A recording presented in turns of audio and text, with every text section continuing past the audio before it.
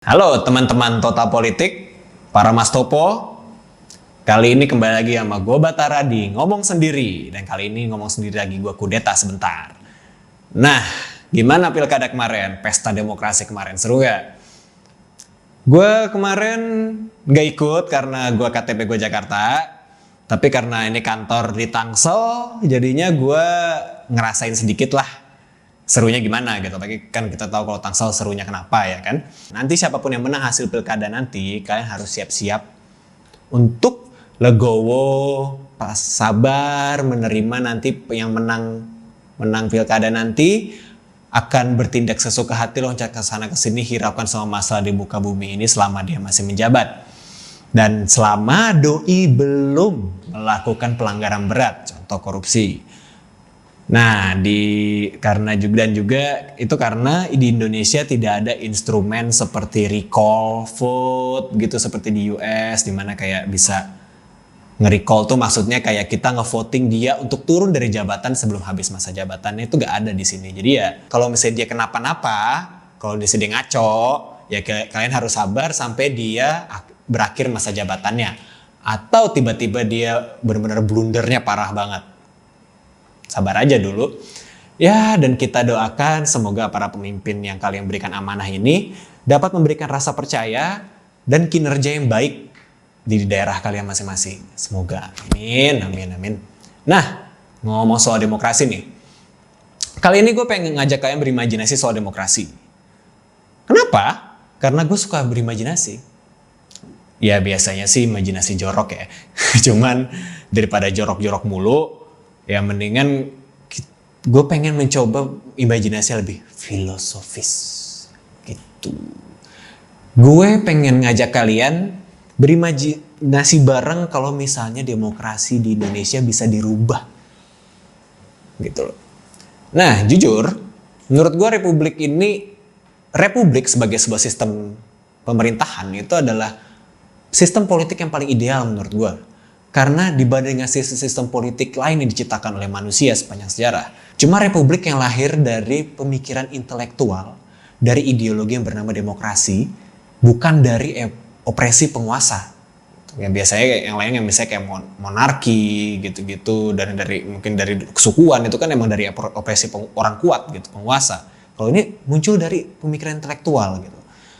Demokrasi sendiri lahir dari sekitar tahun 300-an sebelum Masehi, dari diskusi dua filsuf dari Athena, Socrates dan Plato, mengenai apa itu keadilan.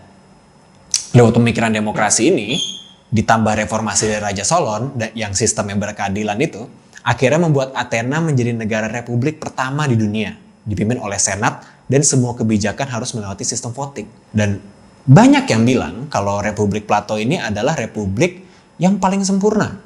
Karena suara publik benar-benar sangat berpengaruh dalam pemerintahan. Semua kebijakan dapat diterima atau ditolak oleh publik lewat voting. Nah ini bahkan ada kejadian menarik dari sebagaimana kekuatan suara rakyat di Athena dulu. Jadi dulu tuh ada perang Peloponnesia antara Sparta lawan Athena.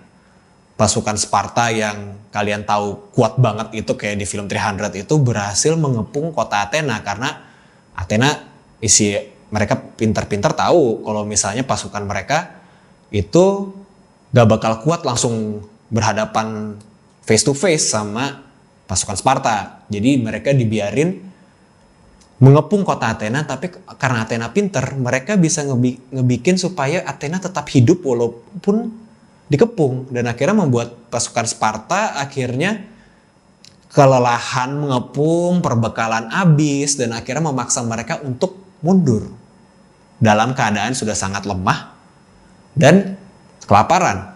Nah, ketika mereka sudah mundur, pemerintah Athena malah menyuruh pasukannya untuk menyerbu dan mengejar pasukan Sparta, dibunuh tengah jalan, pengen dibunuh tengah jalan, tapi tahu-tahu pasukan Athena malah disuruh mundur lagi, balik ke Athena. Kenapa?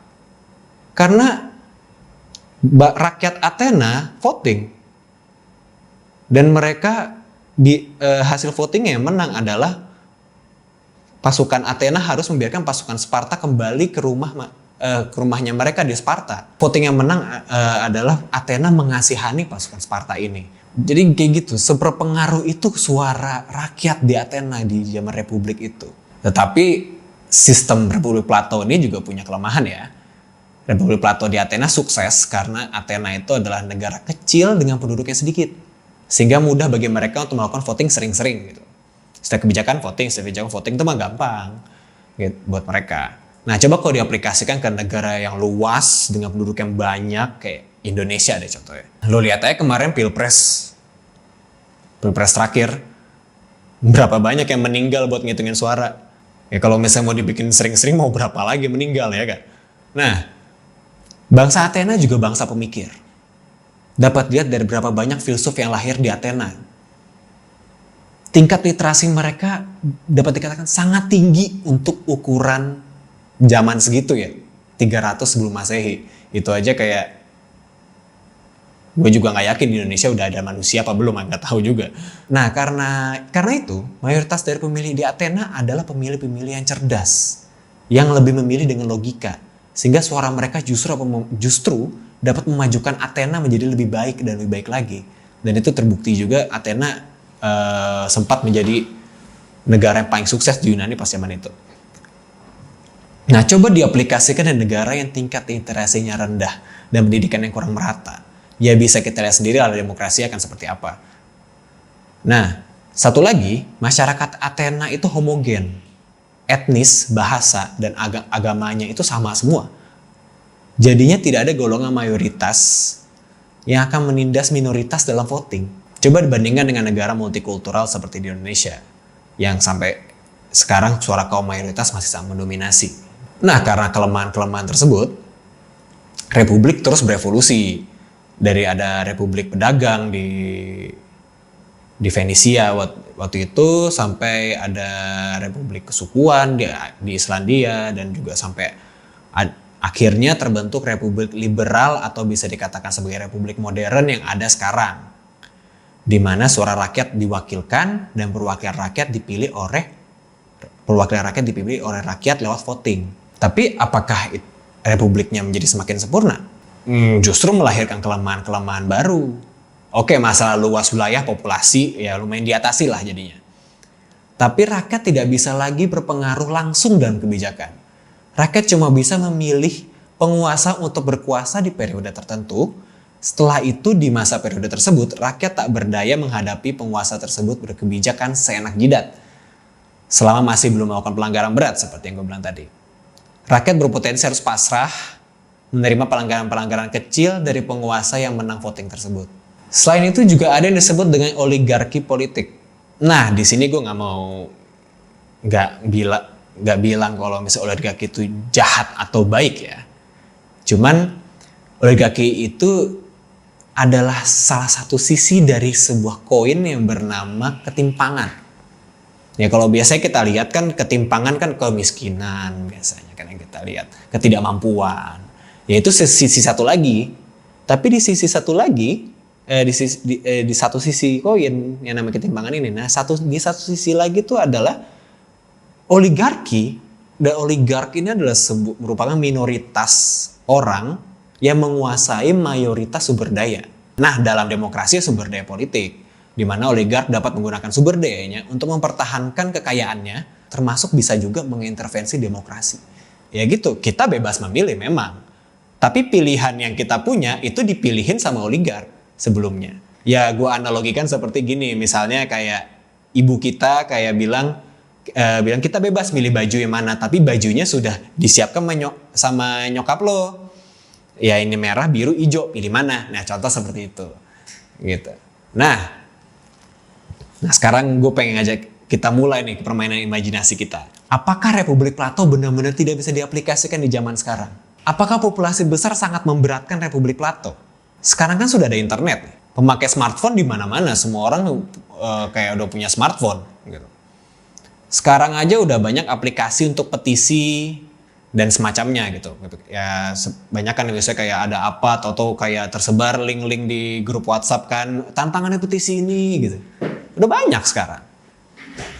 Bayangkan kalau misalnya pemerintah kita mengizinkan rakyat untuk voting dari setiap kebijakannya lewat, dan kalau misalnya setiap kebijakan pemilu lagi berat, ya lewat aplikasi, semuanya dihitung lewat digital, gitu kan? Nah, nggak usah langsung pemerintah pusat deh, gitu. Nggak usah langsung untuk pemilihan presiden dulu atau kebijakan presiden, tapi karena kayaknya sih masih banyak ya daerah-daerah Indonesia yang masih koneksi internet sulit, nggak semua punya smartphone, masih banyak lah di Indonesia ini. Jadi untuk tingkat Pemda aja dulu, di Pemda yang daerahnya nih sangat kaya dengan internet, dari situ aja dulu. Dan Pemda kan juga bikin Perda, dan Perda itu kan lebih dekat ke masyarakat di situ gitu. Nah di situ kalau kita coba misalnya untuk Perda gitu mengizinkan voting masyarakat untuk mengizinkan atau menolak itu Perda sah atau tidak gitu. Contoh nih misalnya Perda melarang makan tahu Sumedang misalnya. Nah kalian para pecinta tahu Sumedang, kalian bisa langsung voting tuh untuk menolak kebijakan itu, atau kalian menganggap tahu Sumedang haram, kalian langsung menyetujui itu kebijakan itu. Ya gue kalau misalnya di daerah gue, misalnya di Jakarta atau dilarang makan tahu Sumedang, gue pasti langsung voting. Gak boleh makan tahu Sumedang, enggak maksud gue. Gak boleh melarang-larang kita makan tahu Sumedang, karena tahu Sumedang tahu paling enak yang pernah dibuat manusia. Lapar gue ngomongin tahu Sumedang.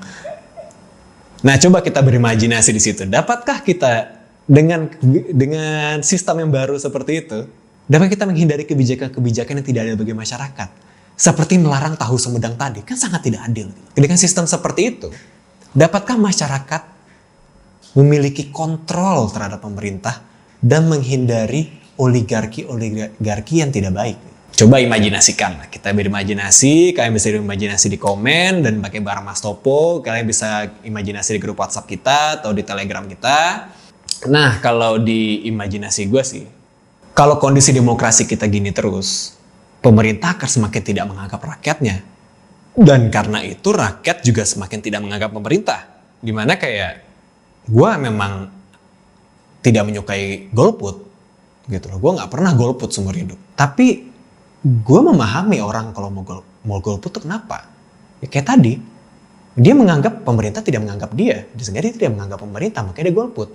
Kan kalau misalnya udah kondisi kayak gitu, dibutuhkan suatu perubahan ekstrim untuk menghindari kekacauan tersebut. Ya gue gak yakin sih ide gue yang tadi itu gak bikin kacau ya, karena yang namanya perubahan itu pasti menghasilkan konflik, pasti. Lo pengen merubah pola hidup lo dari bangun jam 12 siang jadi bangun jam 6 pagi, itu konflik batin kan, lo pasti, yakin gue. Nah, gue juga yakin kaum oligark akan berusaha untuk intervensi sistem yang gue bilang tadi. Gitu. Kalau sistemnya jadi mereka akan masuk situ untuk intervensi, pasti. Karena mereka punya kepentingan di situ. Ya, dan ya ini namanya gue juga berimajinasi ya, karena gue nggak yakin ada kemungkinan ini bakal kejadian gitu. Karena mau gimana juga kita pun gak percaya sama orang yang bikin voting gitu kan. Ya orang kita udah voting tapi nanti pas hasilnya gimana kita langsung kayak wah itu permainan gitu. Kita pasti berkonspirasi gitu. Nanti juga pasti bakal ada konspirasi juga kalau misalnya dibikin voting kayak gini. Misalnya kalau misalnya tadi gue bilang yang kita pakai aplikasi, pakai internet segala macam, Pak. Nanti keluar hasil nanti bilang, oh pasti dihack segala macam ya kan? Ya mungkin aja karena digital namanya kan, pasti bisa dihack gitu. Kalau misalnya kotak suara bisa dicolong, kalau misalnya digital bisa dihack, seperti itu. Dan di situ akan menghasilkan double standard juga nih, karena lu nggak percaya dengan hasil penghitungan digital, tapi lu percaya duit lu ditaruh di bank dan duit lu jadi digital, lu percaya. Padahal sistemnya sama. Ya walaupun kalau misalnya ini benar kejadian ini bisa voting digital, ya pasti akan ada tim keamanan cyber yang gue juga gak ngerti kerjanya apa sih. Cuman ya itu namanya imajinasi lah. Kita namanya imajinasi dan apa namanya, kalau bisa sih kejadian yang minimal untuk ngurusin kebijakan deadlock lah setidaknya.